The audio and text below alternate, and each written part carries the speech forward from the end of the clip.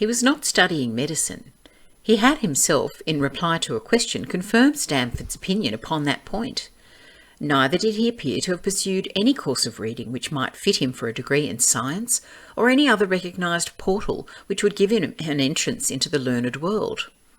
Yet his zeal for certain studies was remarkable, and within eccentric limits, his knowledge was so extraordinarily ample and minute that his observations have fairly astounded me.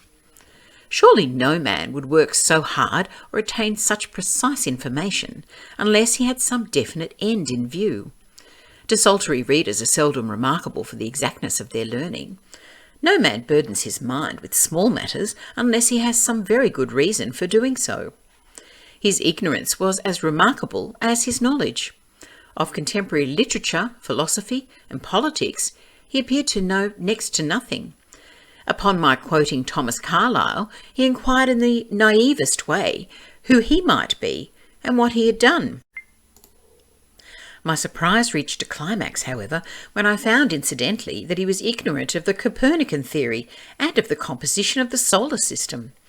That any civilised human being in this 19th century should not be aware that the earth travelled round the sun appeared to be, to me, such an extraordinary fact that I could hardly realise it. "You appear to be astonished," he said, smiling at my expression of surprise. "Now that I do know it, I shall do my best to forget it." "To forget it?" "You see," he explained, "I consider that a man's brain originally is like a little empty attic, and you have to stock it with such furniture as you choose. A fool takes in all the lumber of every sort that he comes across, so that the knowledge of which might be useful to him gets crowded out, or at best is jumbled up with a lot of other things, so that he has a difficulty in laying his hands upon it.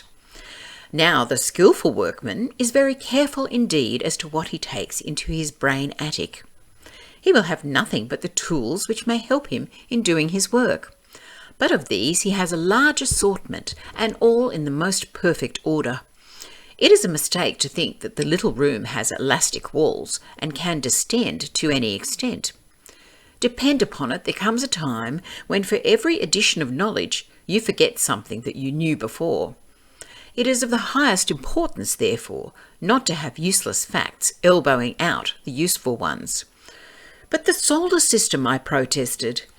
"What the deuce is it to me?" he interrupted impatiently. "You say that we go round the sun. If we went round the moon, it would not make a pennyworth of difference to me or to my work."